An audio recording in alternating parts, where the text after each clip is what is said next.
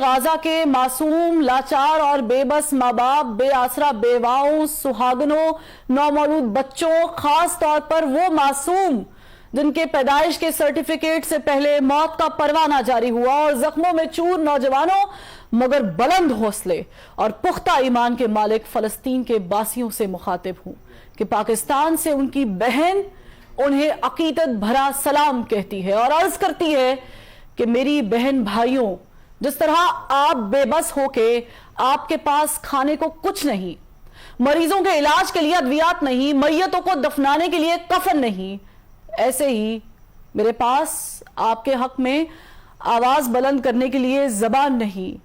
ہمت نہیں، حوصلہ نہیں، اور وہ الفاظ نہیں جو آپ کے دکھوں کا مداوع کر سکیں، وہ طاقت نہیں کہ عالمی استعماری قوتوں کے دروبام ہلا سکے۔ ہاں، مگر آپ کے پاس ایمانی طاقت ہے، جذبہ بلالی ہے اور روح ہلالی ہے، اور سب سے بڑھ کر وہ آہ ہے جو اثر رکھتی ہے، پر نہیں طاقت پرواز مگر رکھتی ہے،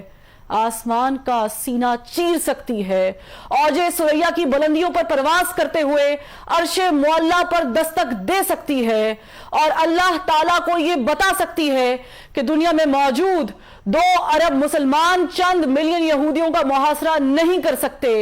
باطل کی قوت کو ایمانی جذبے سے پچھاڑ نہیں سکتے، اور ان اربوں کی گنتی میں نہ وہ 313 میسر ہیں اور نہ ہی وہ 72 کا قافلہ سپر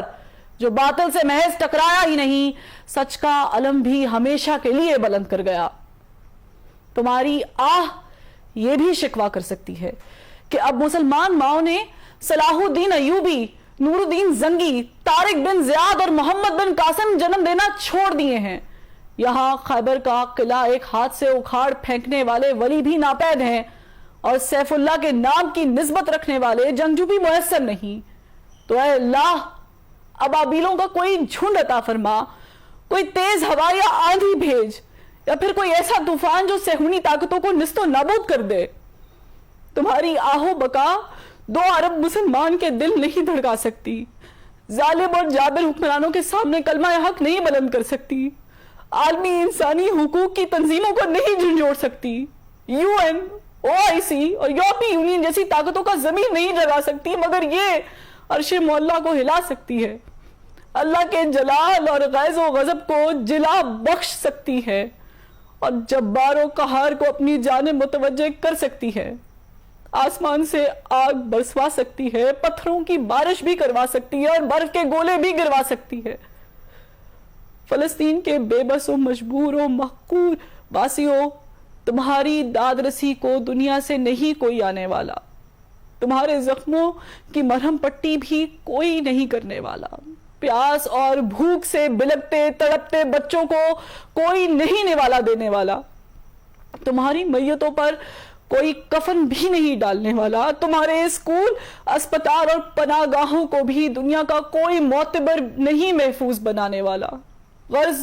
اس دنیا میں کوئی بھی نہیں تمہارا رکھوالا، کیونکہ اس دنیا کے ٹھیکیداروں کو ڈالر کی بھوک ہے، بارود کے کاروبار کی فکر ہے، عالمی مراسم اور دنیا میں اپنے وقار کی فکر ہے، سپر پاور کے اتحادی ہونے اور ان سے دوستیاں نبھانے کی پرواہ ہے، اور محض اپنی جان کی فکر ہے۔ اے فلسطین کے باسیوں، ہم نے اپنے ایوانوں میں مذمتی قراردادیں پیش کر دی ہیں،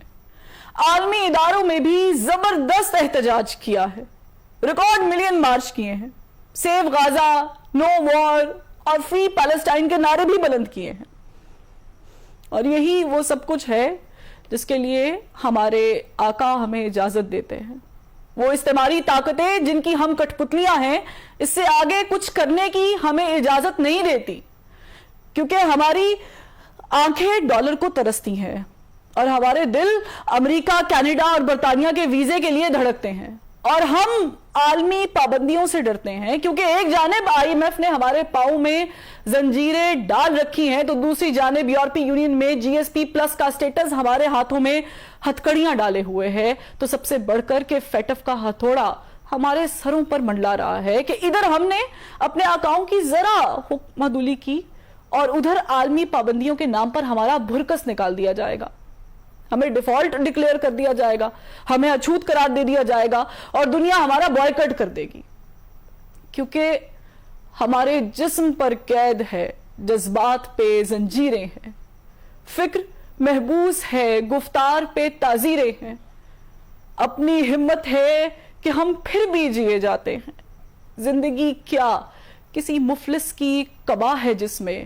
ہر گھڑی درد کے پیوند لگے جاتے ہیں. اے فلسطین کے باسیوں, آج ہماری حالت افریقہ میں معصوم بچے کے فوٹو اتارنے والے کیمرامین کیون کارٹر جیسی ہے, کہ جس نے موت کا شکار ہوتے اس بچے کی محض تصویر بنانے کا انتظار کیا اور اس کے لیے گدھ کو اس کا جسم نوچنے دیا. مگر میرا سر شرم سے جھکا جاتا ہے کہ اس فوٹوگرافر نے غیرت کھا کر بعد ازاں خودکشی کر لی تھی, مگر ہم میں اتنی بھی ہمت نہیں.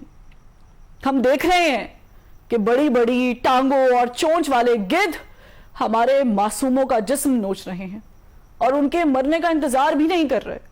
اور ہم ان گدھوں کو وہاں سے ہٹانے اور تمہیں بچانے کے لیے کچھ بھی نہیں کر رہے. یہ گدھ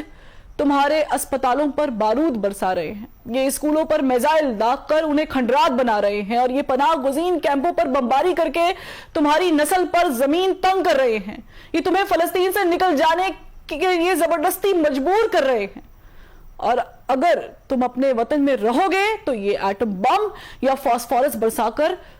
تمہارا نام و نشان مٹا دیں گے. ہم ان کے ارادے بھانپ رہے ہیں, ان کی باتیں سن رہے ہیں اور ان کی حرکتیں بھی نوٹ کر رہے ہیں. حیرت کی بات یہ ہے کہ ہمارے پاس ٹینک ہے, میزائل ہیں, راکٹ ہیں, بم ہیں اور بارود بھی ہے, مگر وہ جذبہ ایمانی نہیں ہے کہ باطل سے ٹکرا جائے. کبھی ہم میں بھی ایسے لیڈر تھے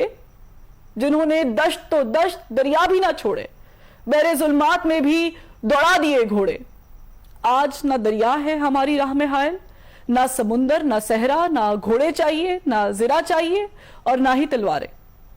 آج بس جذبہ ایمانی چاہیے, مگر اے غازہ کے باسیوں, جذبہ ہمارے پاس نہیں,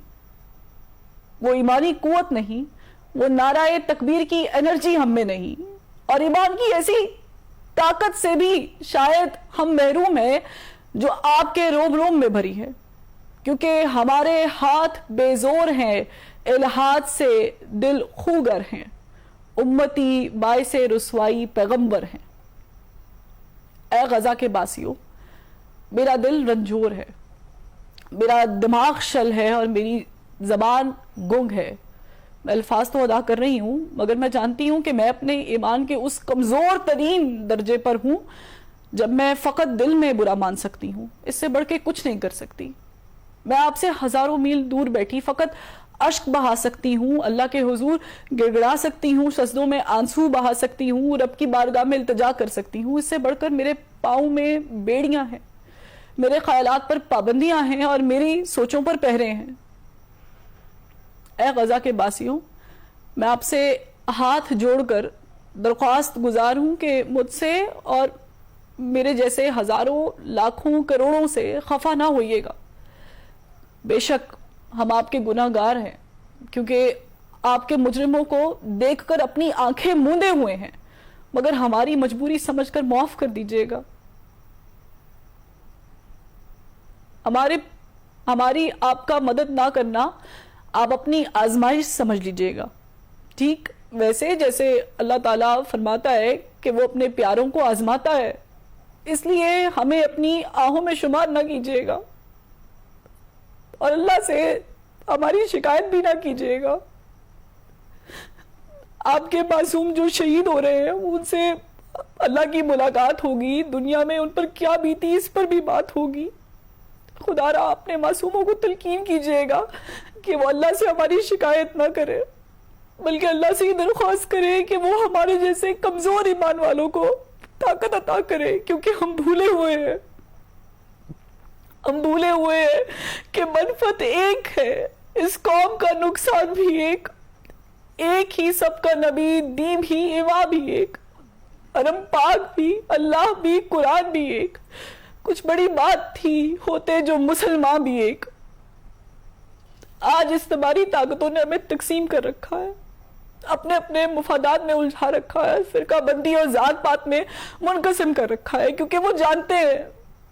کہ جب تک ہم تقسیم رہیں گے اور ایک کے فلسفے سے دور رہیں گے تب تک وہ ہم پر حکمرانی کرتے رہیں گے، ہمارا خون بہاتے رہیں گے اور ہمیں جینے کی بھیک مانگنے پر مجبور کرتے رہیں گے۔ مگر اے غزہ کے باسیوں، میری آپ سے التجا ہے، میری آپ سے التجا ہے کہ چند روز، اے میری جان، فقط چند ہی روز ظلم کی چھاؤں میں دم لینے پہ مجبور ہیں ہم،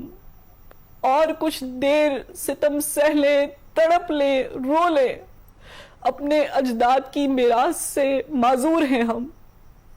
لیکن اب ظلم کی میعاد کے دن تھوڑے ہیں، ایک ذرا صبر کے فریاد کے دن تھوڑے ہیں، ایک ذرا صبر کے فریاد کے دن تھوڑے ہیں۔